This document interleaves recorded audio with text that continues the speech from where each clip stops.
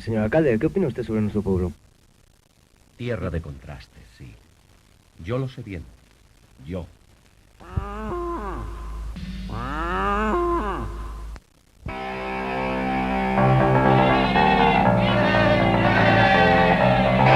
Afluencia de antológico.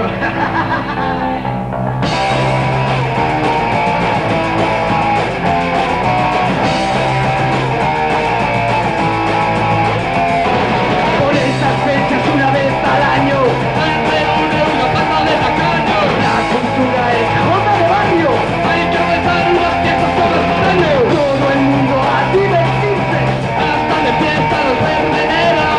Es la hora del destino. Fiestas y gente se han ido a pique.